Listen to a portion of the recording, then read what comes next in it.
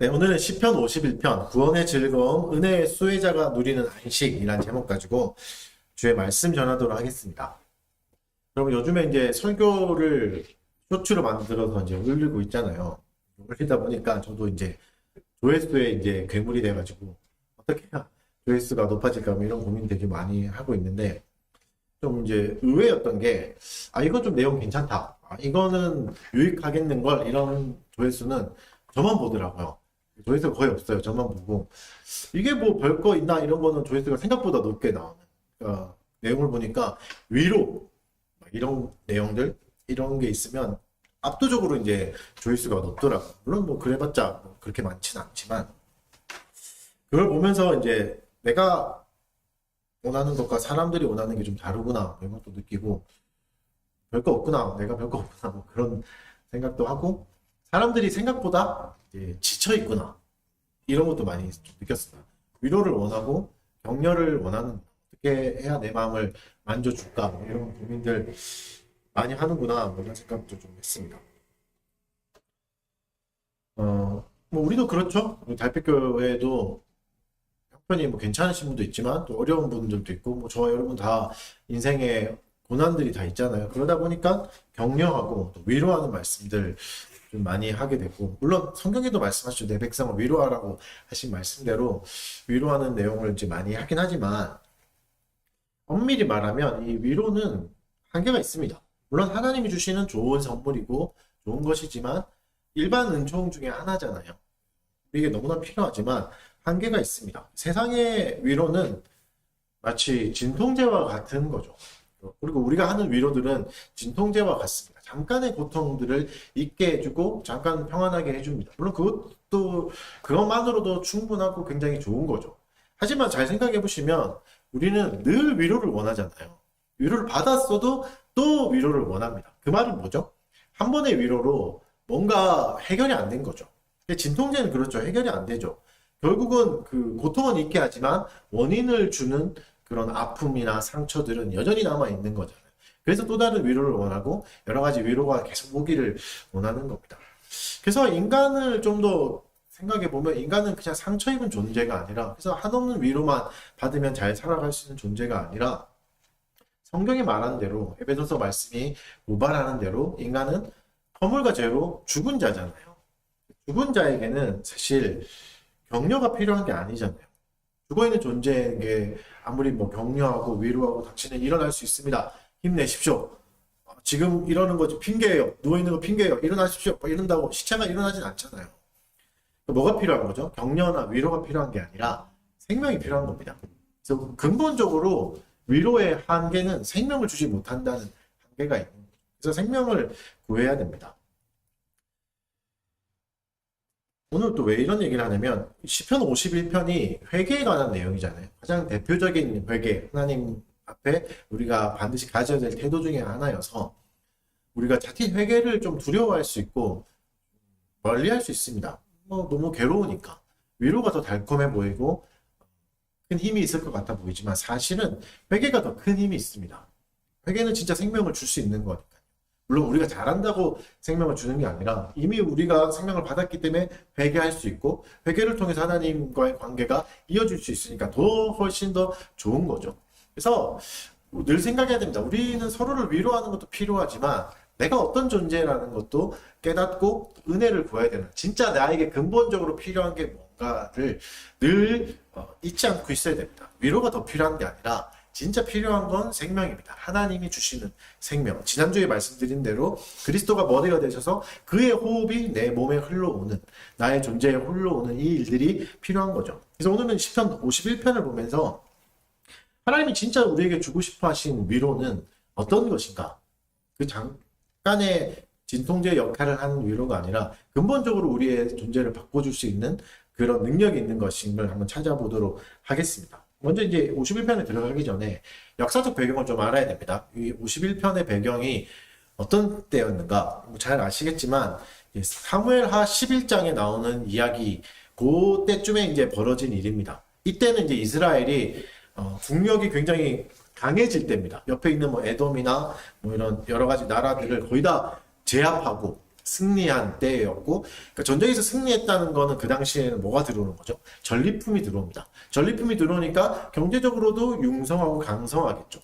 굉장히 그리고 역사상 영토가 가장 넓어지는 때고 그 국력이 가장 강할 때입니다. 그 다윗이 이제는 전쟁에 직접 나가지도 않아도 되는 정도로 훈련된 군사들도 있고 이제 잘 흘러가는 거죠. 게임으로 치면 자동 사냥 되는 거죠. 걸어놓고 이제 누워 있는 겁니다. 그래서 늦잠 자고 늦게 일어나도 전쟁 나가서 무리하지 않고 승리해서 오는 이때인 거죠.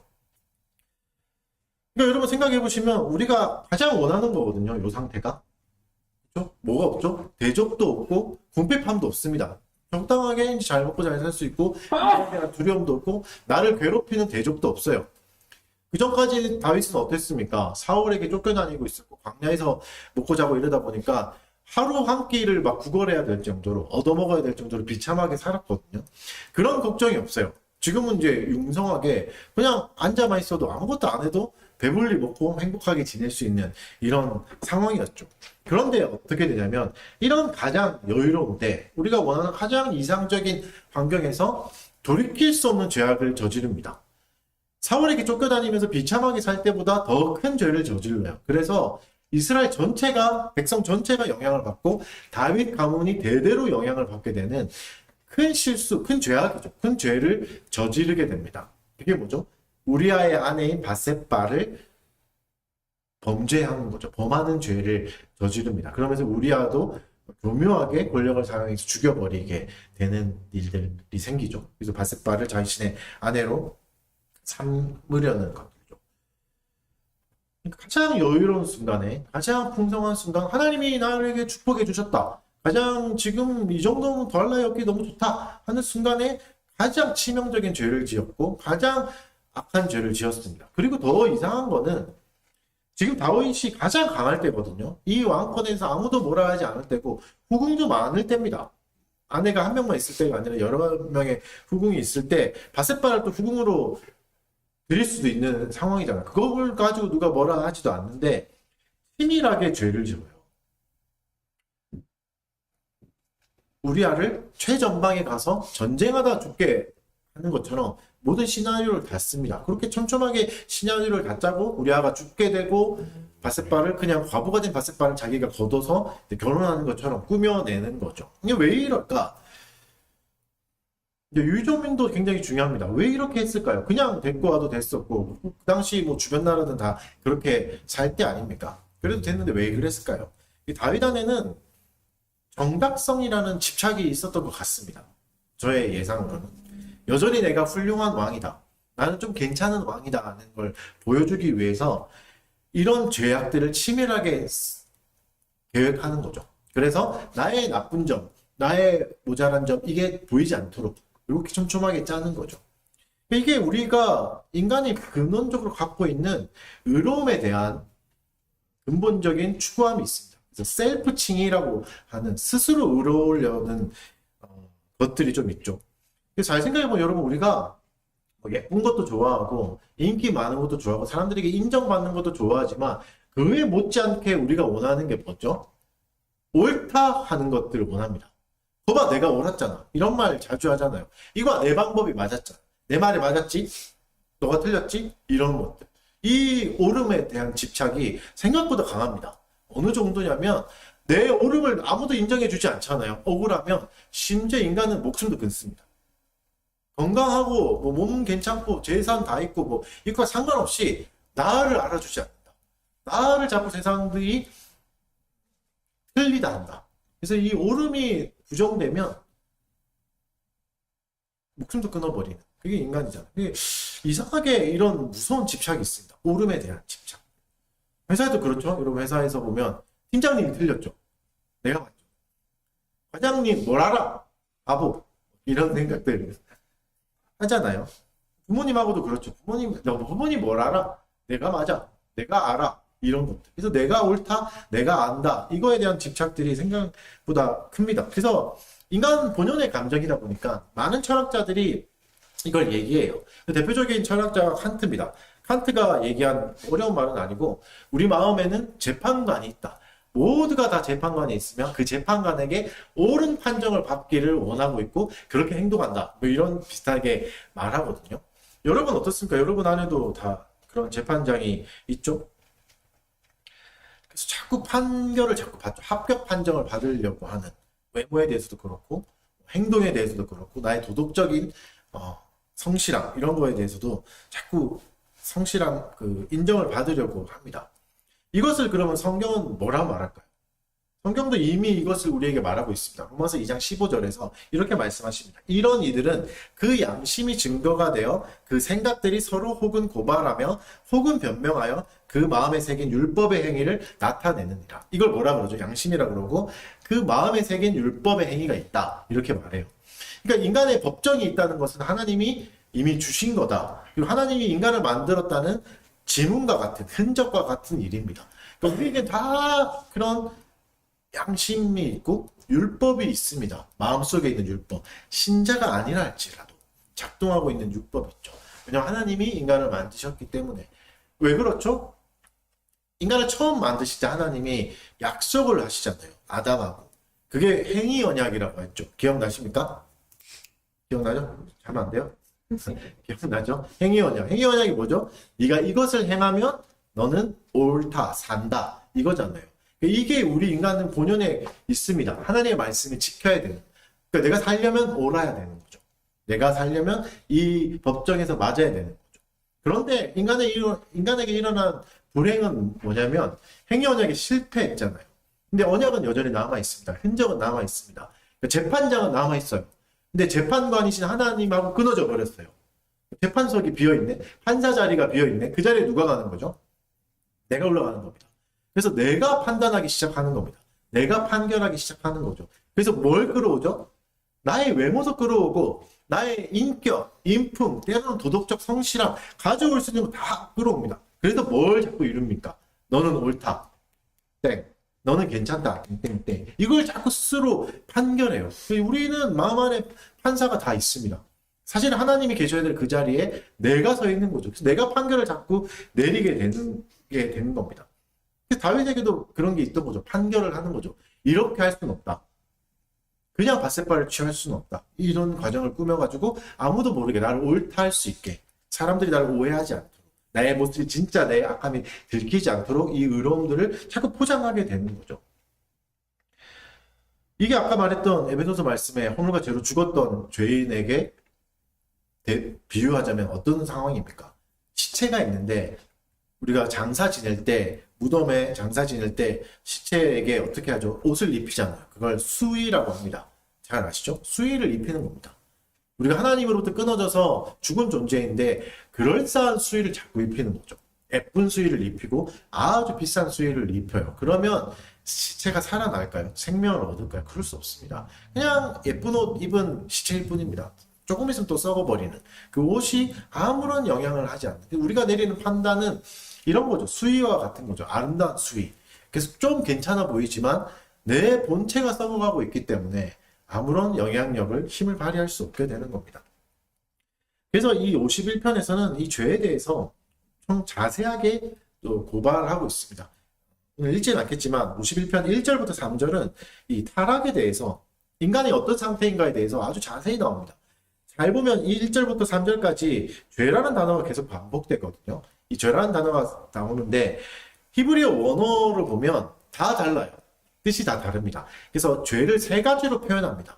하나는 뭐냐면 패샤, 두 번째는 아본, 세 번째는 하타 이렇게 표현해요. 이 세 가지 단어가 다 한글로 번역할 때는 동일하게 죄입니다. 죄, 범죄, 죄를 행하였다 이렇게 나오는데 이 뜻이 뭐냐면 패샤는 뭐냐면 의도적인 반역입니다. 그러니까 하나님에 대해서 하나님 물러가시오. 내가 통치하겠습니다 하는 의도적인 반역. 이게 패샤입니다.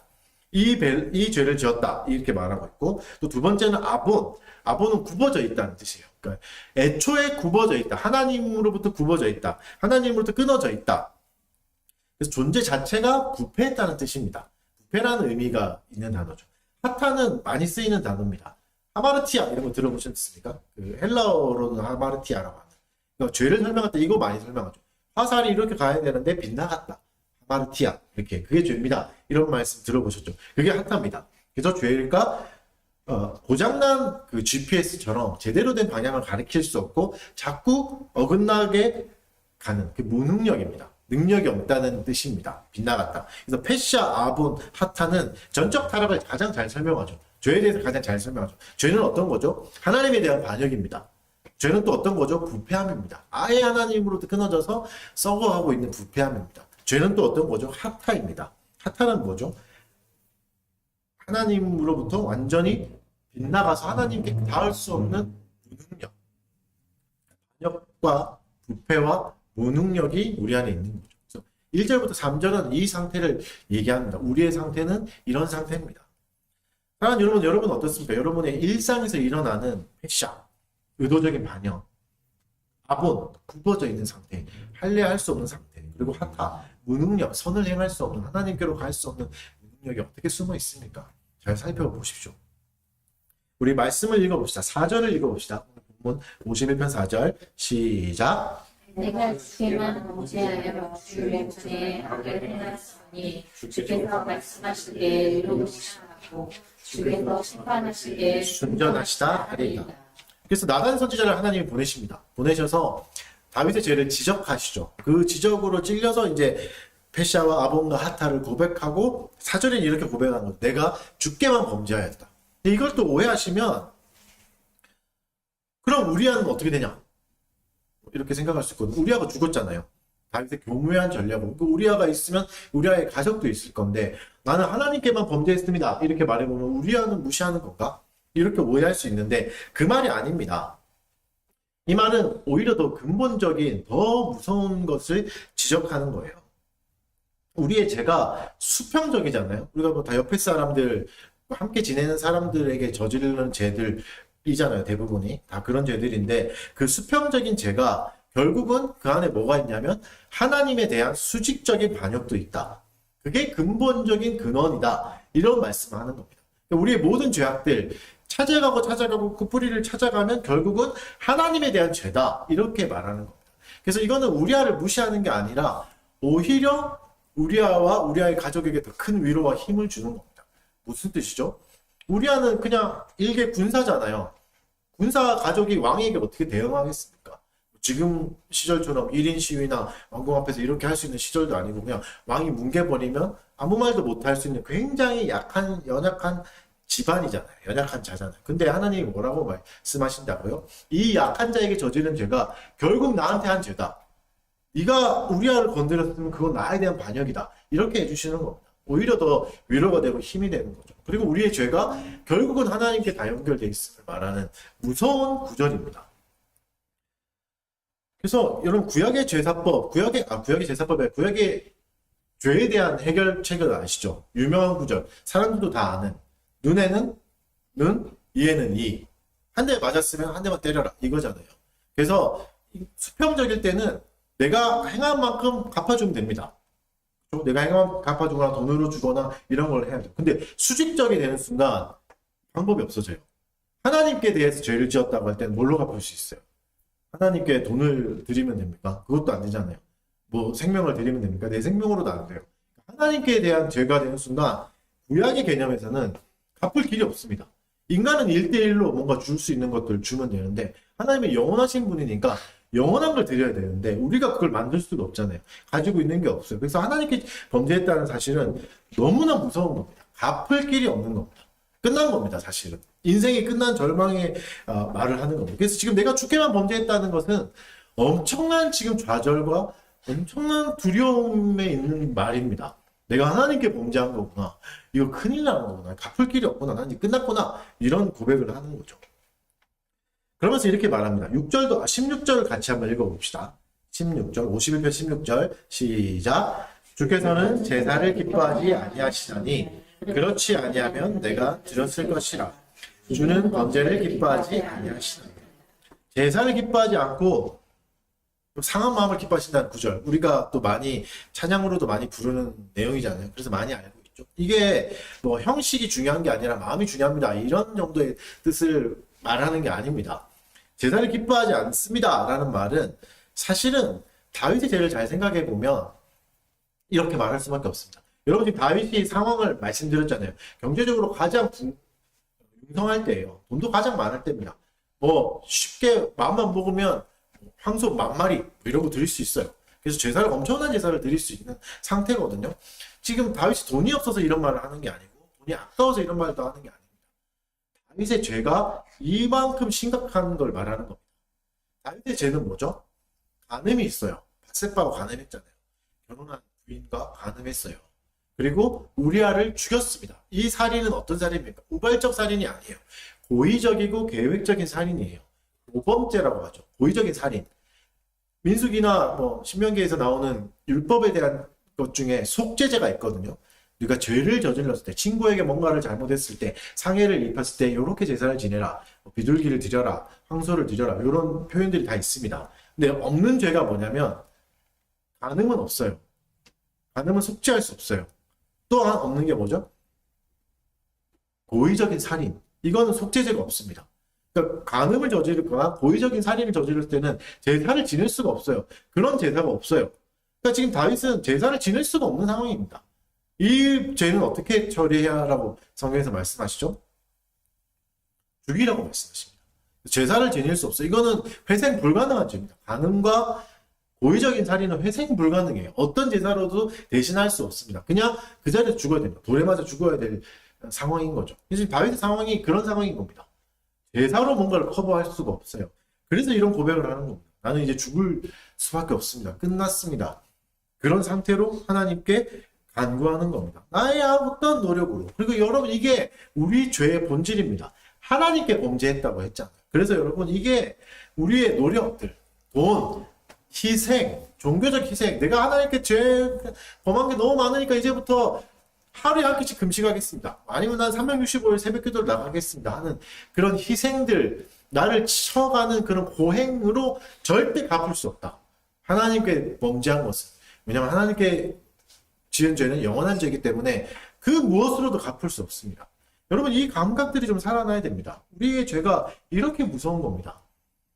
제사가 없습니다. 뭔가 대할 수 있는. 본질적으로 하나님 앞에 범죄한 거기 때문에 이 말을 하는 겁니다. 그래서 하나님 앞에 어떻게 할 수가 없어요.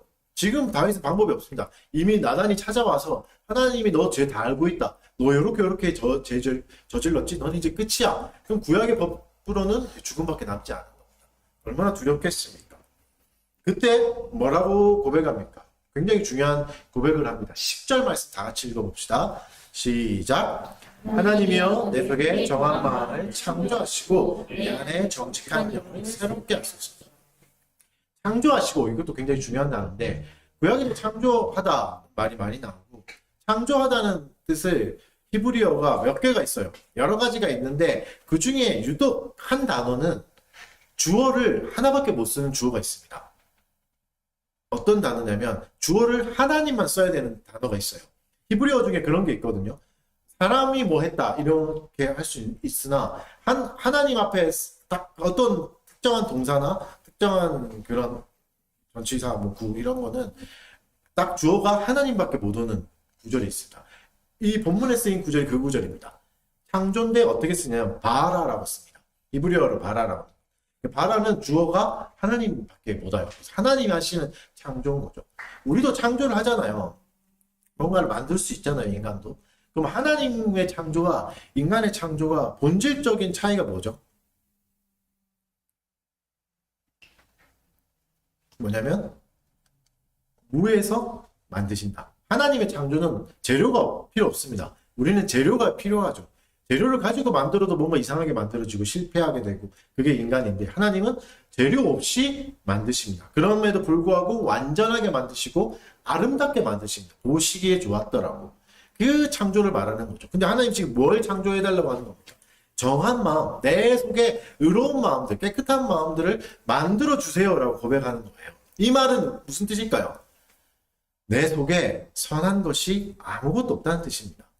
그래서 지금 내 마음이 좀 상처 입었으니까 요거 좀 다듬어 주세요. 데일밴드를 붙여주세요. 그러면 좀 더 괜찮은 마음이 될 거예요. 이런 말이 아니라 하나님 내 안에 깨끗한 게 아무것도 없습니다. 재료로 쓸만한 것도 없고 아무것도 선한 것이 없습니다. 이건 하나님이 오셔서 아예 없는 데서 흑암 가운데서 만들어 주셔야 됩니다. 이렇게 고백하는 겁니다. 어떤 마음을? 정한 마음을, 의로운 마음을. 사랑하는 성도 여러분, 우리 안에 의로운 마음은 절대 우리의 의지로 생기지 않습니다. 내가 이런 걸 갖고 싶다 해서 의로운 마음이 생기는 게 아닙니다. 우리의 마음은 죽어있기 때문에, 하나님으로부터 완전히 끊어져 있기 때문에 정한 마음은 절대 인간이 스스로 만들어낼 수 없습니다. 그 말을 하는 겁니다. 그래서 우리의 마음은 고쳐 쓰는 게 아닙니다. 의지를 새롭게 하거나 새 마음을 믿고 결심을 하고 결단을 많이 한다고 해서 우리가 하나님 앞에 의롭게 정직하게 살아갈 수 있는 게 아니라고요.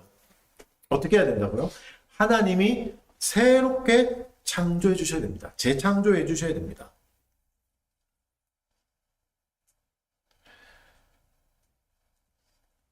그래서 여러분, 이거는 막 고장난 차에게 뭐 페인트칠을 좀 해주십시오 뭐 이런 게 아니라 아예 지금 엔진이 없다 이런 뜻입니다.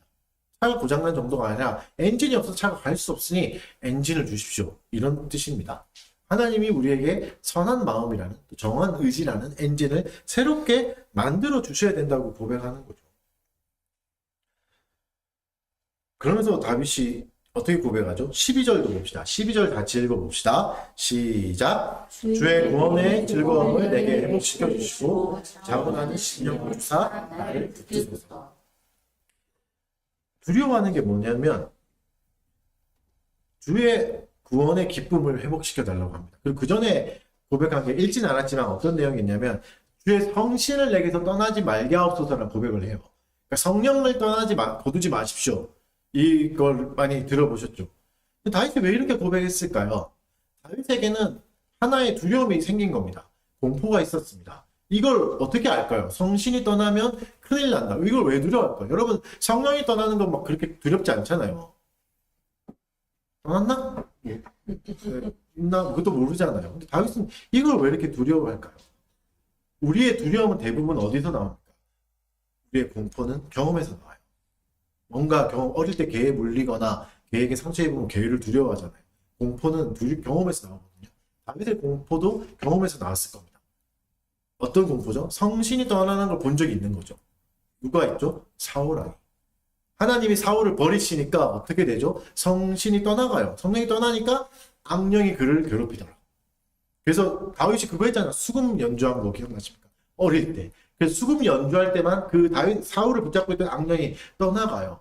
그 대단했던 장군 같은 사울이 괴로워서 죽는 것을 어릴 때부터 봤다고요. 와, 이게 이렇게 무서운 거구나. 성령이 떠나는 게 이렇게 무서운 거구나. 악령이 괴롭힌다는 게 이런 거구나. 완전히 사람이 미쳐버리는구나 하는 걸 본 거죠. 그래서 다윗이 두려운 게 뭐죠? 하나님께 버림받는 거죠. 이거 버림받았다가는 나 이제 사울랑 꼴 나겠구나. 이런 두려움이 생긴 겁니다. 근데 여러분 잘 생각해 보십시오. 이게 어떻게 생길 수 있을까요? 이런 두려움들, 이런 공포가. 사울도 하나님 앞에 버림받았잖아요. 그때 사울은 이런 고백 안 하거든요. 성령을 다시 주십시오. 거두어주십시오. 이렇게 하지 않고 어떻게 하죠? 사무엘에게 이거 내 백성은 모르게 해주세요. 하나님이 너를 버리셨다 이렇게 하는데 이거 사람들은 좀 모르게 해주십시오. 사람들 앞에서는 나를 계속 왕으로 말해주세요. 이렇게 붙잡아요. 뭘 붙잡죠? 하나님 나를 구원해주세요. 하나님 나를 붙잡아주세요. 이렇게 고백하지 않고 사람들에게 버림받지 않게 해주세요. 이렇게 고백한다고요. 근데 다윗은 어떻게 합니까? 성신 떠나지 않게 해주십시오. 지금 왕이 구하는 게 아니에요. 이 왕자가 지금 가장 융성할 때, 가장 완벽할 때라고요. 리즈 시절이라고요. 가장 경제적으로 잘 나갈 때 하나님 요거 좀 계속 유지하게 해주세요. 이렇게 고백하지 않았습니다. 성령 떠나지 않게 해주십시오. 여러분 이게 신자가 누리는 유익입니다. 뭐죠? 공포요. 죄에 대한 공포. 성령이 떠나는 거 두려움들. 다윗이 뭔가 똑똑해서 그랬을까요? 다윗이 선해서 그랬을까요? 아니요. 다윗은 선한 존재가 아니에요. 치밀하게 고범죄를, 고의적인 살인을 한 악한 상태라고요, 지금. 뭔가 도덕적으로 의로웠거나 좀 더 신실했기 때문에 그걸 기억했다. 아니요. 그렇게 설명할 수 없습니다. 분명히 다윗은 고백해요. 내가 페시아가 있고 아본이 있고 하타가 있다. 나는 완전히 그냥 썩은 존재다고 고백하잖아요. 다윗은 사울보다 나을 게 없었다고요. 다윗이 뭔가 사울보다 기억력이 좋아서 하나님 앞에 더 착해서가 아니라 하나님이 이 마음을 회복시켜 주신 겁니다. 신자에게 회복시켜주는 마음 중에 하나는 뭐죠? 공포입니다. 두려움입니다. 하나님에 대한 두려움입니다. 하나님께 버림받을까 두려움들이 살아난다고. 이것 자체가 은혜입니다. 나는 이런 두려움이 좀 없었으면 좋겠어요. 그 두려움 없던 사람이 사울입니다. 그래서 이 두려움이 사라진다면 우리는 더 악한 존재가 될 수 있어요. 그래서 두려움이 있다는 거, 하나님에 대한 공포와 두려움이 있다는 것은 오히려 은혜의 증거입니다. 사랑하는 여러분, 여러분의 마음 안에 이런 거룩한 공포가, 거룩한 두려움이 살아나기를 원합니다. 하나님께 구해야 될 게 이겁니다. 내가 하나님께 버림받는다면 이렇게 될 수 있구나. 두려운 마음이 생기고 하나님께 간구해야 됩니다. 주님 제발 저를 버리지 마십시오. 주님 제발 저를 붙들어 주십시오. 성령을 거두지 마십시오. 이렇게 고백해야 돼요. 그리고 그 고백의 끝은 뭐죠? 그래서 여러분 오해하지 마십시오. 그것도 두려움대로 살라, 늘 겁먹으면서 살라는 게 아닙니다. 신자가 궁극적으로 가야 될 것은 방금 읽은 대로 구원의 즐거움을 회복하는 겁니다. 여러분 우리가 결국은 가야 할 곳은 이겁니다. 구원의 즐거움이죠. 구원의 기쁨은 뭡니까? 어떤 감정적 위로나 내가 진짜 알턴이가 빠졌다. 이걸로 너무 전전긍긍하고 어떻게 될까 했는데 이 문제가 해결돼서 이제는 너무 평안하다. 이런 정도의 즐거움이 아닙니다. 이런 정도의 즐거움은 다윗에게 이미 있었다고요. 이미 다윗은 다 이루었다고요. 다윗은 완전한 상태입니다. 완전히 행복한 상태예요. 뭔가 더 필요한 상태가 아니었다고요. 그런데 뭘 구한다고? 구원의 기쁨. 그럼 구원의 기쁨은 내가 좀 안락해지고 안전해지고 나를 괴롭히는 사람이 없어지고 내가 원하는 꿈이 다 이루어지고 그런 게 아니에요.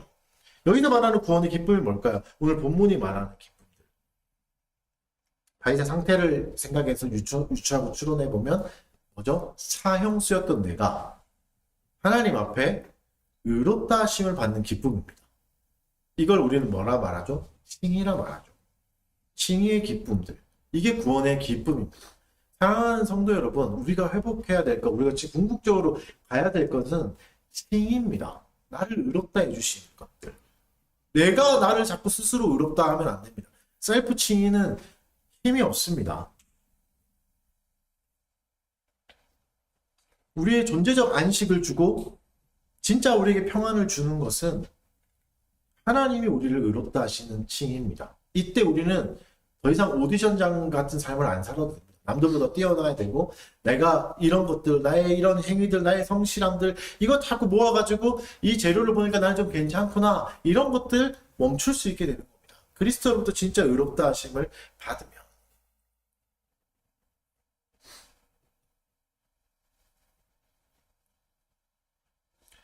사랑하는 여러분, 그래서 어떻게 합니까? 그리고 또 구하는 게 뭐죠? 자원하는 심령을 구합니다. 여러분, 우리가 진짜 죽을 정도의 다윗과 같은 율법으로는 완전히 죽어야 되는 상태에서 구원을 받았다, 용서를 받았다 이러면 어떻게 했습니까? 이제 교회 열심히 나오겠습니다. 이러지 않겠습니까? 열심히 할게요. 뭐 세팅하고 도와드릴 거 있습니까? 제가 하겠습니다. 청소하겠습니다. 막 이렇게 하잖아요. 다윗도 충분히 그럴 수 있는 상황이에요. 하나님, 뭐 성전 하나 지을까요? 몇 개 교회를 지을까? 건물을 지을까요? 하나님이 예배할 수 있는 장소를 지을까? 뭐 이럴 수 있는데 다윗이 뭘 구하죠? 그러지 않아요. 자원하는 심령을 주십시오. 이렇게 말해요. 내가 뭔가 해보겠습니다. 이러지 않는다. 해볼 수 있는 마음을 주세요. 이렇게 말해요. 여러분, 이게 진짜 긍휼을 입은 신자의 반응입니다. 내가 뭔가 이제 할 수 있구나가 아니에요. 은혜를 받았으니까 내가 이제 할 수 있구나. 은혜를 받았으니까 난 좀 더 살 수 있구나. 하나님께 뭔가 더 드릴 수 있겠네. 이게 아니라, 아니요, 하나님. 내 마음을 회복시켜 주십시오. 뭐라도 할 수 있는 마음을 좀 회복시켜 주십시오. 내가 뭔가 할 수 있게 마음 좀 주십시오. 라고 말합니다. 자발적으로 할 수 있게, 억지로가 아니라 기쁨으로 할 수 있게 해달라는 거죠. 그래서 하나님이 우리의 마음을 위로하시는 이 작업 과정이 보입니까? 51편을 보면 그게 보여요. 먼저 뭘 말하죠? 불패한, 너는 완전한 시체다. 너는 소망이 없어. 이걸 말해주세요. 이걸 우리를 저주하는 게 아니에요. 그러면서 감각이 뭐가 점점 살아납니까? 두려움이 살아납니다. 공포가 살아납니다. 제가 진짜 무서운 거구나. 하나님 앞에 내가 진짜 이렇게 범죄하고 내가 진짜 목을 빳빳하게 들고 다니까 엄청난 두려움이 생기죠. 그 다음에 뭐가 생기죠? 구원의 기쁨이 생깁니다. 그런데 그리스도가 나를 구원해 주셨구나. 그리스도가 내가 받아야 될 죄를, 다윗이 원래 받아야 될 죄는 그리스도가 받으신 거잖아요. 다윗이 죽어야 됐지만 그리스도가 죽으신 거라고. 그래서 그리스도의 의로움이 다윗에게 전가되죠. 그래서 뭘 구하는 거죠? 내가 뭔가 해보겠다가 아닙니다. 자원하는 심령을 주십시오. 하나님 나에게 마음을 주십시오. 행위까지도 하나님께 은혜를 구한다고요. 이거 할 수 있게 해주십시오. 기쁨으로 할 수 있게 해주십시오. 그래서 구원의 기쁨, 의로움을 받은 자들은 이걸 구하는 겁니다. 철저한 무능력을 인정하는 겁니다. 이제 좀 괜찮아졌습니다. 하나님 이제 나에게 은혜를 주셨으니까 내가 좀 잘 살아볼게요. 이러고 가는 게 아니라고. 내일 일상이 시작될 때 어떻게 하는 거죠? 주님 마음을 회복시켜 주십시오. 하나님이 원하시는 것들 할 수 있게 그 자원하는 심령을 주십시오라고 하는 거죠. 나로는 안 된다는 걸 완벽하게 깨달은 겁니다. 이 은혜가 신자에게 있는 겁니다. 사랑하는 여러분에게 이런 은혜가 있기를 원합니다. 그래서 마지막으로 고백하는 게 뭡니까? 마지막 17절, 18절 한번 읽어봅시다. 17절, 18절 다 같이 읽겠습니다. 시작! 하나님께서 원하시는 대로하는 다 신령이라 하나님께서 사고 공명하는 마음을 주께서 의심하지 아니하시리라. 주의 은택으로 시온의 선을 행하시고 예루살렘의 성을 쌓으소서. 하나님이 구하는 제사는 이런 마음입니다. 우리의 마음이 상했다는 것을 회복시켜 주시고 이 감각을 살려 주십니다. 그리고 하나님이 이 마음을 절대 멸시하지 않는다. 여러분, 우리가 죄를 느낄 때, 내 죄악을 깨달을 때, 하나님의 공포를 느낄 때 우리는 저 지옥의 끝자리에 가 있을 정도로 괴롭고 두렵고 힘들어요. 근데 하나님이 우리를 멸시하지 않는다. 같이 구원해 주신다. 그런데 좀 뜬금없는 18절이 나와요. 그래서 시온에서 성을 행하고 예루살렘 성을 쌓으소서 이렇게 말해요. 내가 구원받은 거잖아요. 내가 은혜를 입은 거잖아요. 그런데 예루살렘에 성을 쌓으래요. 이게 공동체의 회복입니다. 하나님이 말하시는 의로 그리스도가 주는 의와 우리의 셀프 칭의가 결정적으로 다른 지점이 이 지점입니다. 셀프 칭의는 내가 스스로 판사가 돼야 돼서 판결하잖아요. 그래서 뭘 갖고 오죠? 주변 사람하고 자꾸 비교하게 돼요. 내가 저 옆에 있는 사람보다는 정직하지. 저 직장 생활하면서 게임만 하고 일도 안 하는 저 사람보다는 내가 좀 더 선하지 하면서 스스로를 자꾸 다른 사람과 비교해요. 비교해서 상대적인 의로움을 자꾸 찾습니다. 그래서 난 좀 낫다. 다른 사람과 비교해보면 내가 좀 낫다. 저 사장보다는 내가 낫지. 저 옆에 있는 선생님보다는 내가 낫지. 이렇게 한다고요. 셀프칭이 항상 상대적이에요. 그래서 상대가 주변의 이웃들이 결국은 다 내 밑에 있어요. 우리는 그 사람들을 깔본다고요. 이 셀프칭의 무서움은 이거예요. 아시겠습니까? 사람들 존중할 수 없습니다. 하나님 말씀하실 때 이웃사랑이 절대 이루어질 수 없어요. 이웃은 그냥 나의 비교 우위 대상이죠. 나를 더 뽐내게 해주는 그냥 재료일 뿐이라고요. 그러나 그리스도가 주신 의로움은 뭡니까? 나의 본성을 보게 돼요. 내가 진짜 아무것도 할 수 없는 존재구나. 그래서 누군가를 비교할 여력도 없습니다. 내가 진짜 흉악한 죄인이구나. 그래서 옆에 사람을 어떻게 볼 수 있습니까? 훨씬 더 긍휼히 여겨줄 수 있습니다. 옆에 사람은 더 이상 나의 비교군이 아닙니다. 내가 저 사람보다 더 나아야 된다. 저 사람보다 떨어지면 나는 못한 존재. 아니요. 그거는 그리스도가 주신 칭의가 아닙니다. 그리스도가 주신 칭의는 옆에 사람에게도 기쁨을 전할 수 있습니다. 구원의 기쁨은 이런 겁니다. 옆에 사람에게도 흘러가요. 옆에 사람이 잘나든 못나든 조급하지 않습니다. 내가 받은 의로움들이 완전하기 때문에, 완벽하기 때문에. 사랑하는 성도 여러분, 칭의라는 것은 그냥 어떤 개념, 형이상학적인 개념이어서 우리 일상에 아무런 영향을 미치지 못하는 그런 게 아니라 깊이 우리 일상에 영향을 미칩니다. 우리의 하루의 생활에도 너무나 큰 영향을 미칩니다. 이 칭의를 날마다 확인하고 이 칭의를 날마다 기쁨으로 받는 사람에게는 구원의 즐거움이 회복되고 옆에 사람들이 더 이상 경쟁자로 보이지 않고 옆에 사람들이 나의 그냥 바로미터처럼 나를 측정해주는 무슨 측정기 같이 대하지 않게 됩니다. 소중히 여겨주게 됩니다. 그래서 죄인에게도 복음을 전하게 해달라고 다윗이 간구하잖아요. 옆에 사람도 보이게 되는 겁니다. 이게 교회의 기쁨입니다. 그래서 여러분, 교회는 완벽한 성도들이 정말 의로움을 잘 행하고 헌금도 잘하고 뭐 예배 출석도 잘하는 성도들이 많아지면 교회가 행복해지는 게 아니라 건강해지는 게 아니라 칭의를 누리는 사람이 많아질 때 압도적으로 건강해집니다. 이 그리스도의 칭의를 마음껏 누리는 사람이 조금이라도 많아질 때 훨씬 더 건강해진다. 이것을 여러분 가정에 대입해 보면 가정에는 완벽한 아빠, 완벽한 엄마가 필요한 게 아니라 그리스도의 의로움을 누리는 엄마가 그리스도가 주시는 의로움을 누리는 아빠가 있을 때 압도적으로 행복해집니다. 뭔가를 잘해야 되는 게 아니고 이미 완성되어 있다는 그 칭의를 받을 때 우리의 가정은 훨씬 더 행복할 수 있습니다. 훨씬 더 기쁨이 있을 수 있습니다. 회사는 어떻습니까? 회사도 마찬가지입니다. 어떤 사람이 있을 때 회사가 더 분위기가 좋아질까요? 압도적인 칭의를 누릴 때, 그리스도가 주신 의로움을 누릴 때 그 학교는, 회사는, 우리의 직장은 훨씬 더 부드러워지고 행복해질 수 있습니다. 더 이상 너보다 내가 더 나아 이런 게 없으니까. 사랑하는 성도 여러분, 칭의를 적용하십시오. 내 삶에 적용하는 건 우리의 공동체에게도 엄청난 영향을 미칩니다. 그리스도의 의로움은 그런 겁니다. 반드시 옆으로도 흘러갈 수 있는 거니까. 셀프 칭의의 자리에서 좀 내려오십시오. 그것을 스스로 나의 좀 선함들, 나의 약간의 성실함들 그걸로 자꾸 포장하지 마십시오. 물론 그런 게 필요 없다, 그런 게 뭐 가치 없다 이렇게 말하는 게 아닙니다. 그것에 진짜 더 좋은 가치를 매길 수 있는 것은 그리스도가 주시는 의로움입니다. 그때 나의 열심과 나의 성실함은 더 큰 보상을 받을 겁니다. 더 큰 칭찬을 받을 겁니다. 그렇게 해서 우리는 더 가게 되는 거죠. 사랑하는 여러분, 내일 또 출근하셔야 될 때 학교를 가고 우리의 삶의 일터로 갈 때 오디션장에 가는 마음 가지십시오. 누구보다 더 나아야 되고 이 사람보다는 내가 더 나았겠지 그런 심령으로 가지 마십시오. 그리스도가 주시는 압도적인 칭의를 누리십시오. 내가 뭔가를 더 잘하지 못해도 그리스도가 나를 의롭게 하셨다는 것들, 그게 있을 때 우리의 마음의 재판관이 진짜 하나님이 되실 때 우리는 의로움을 누릴 수 있습니다. 그리고 하나님이 그것을 우리에게 주신다고 지금 말씀하시는 겁니다. 나의 노력과 상관없이 내가 뭔가를 더 잘 깨닫고 뭔가 잘 알아서 그런 게 아니라 하나님이 그것을 주신다고. 우리 안에 이 상한 심령을 회복시키시고 그 일을 해 나가시는 겁니다.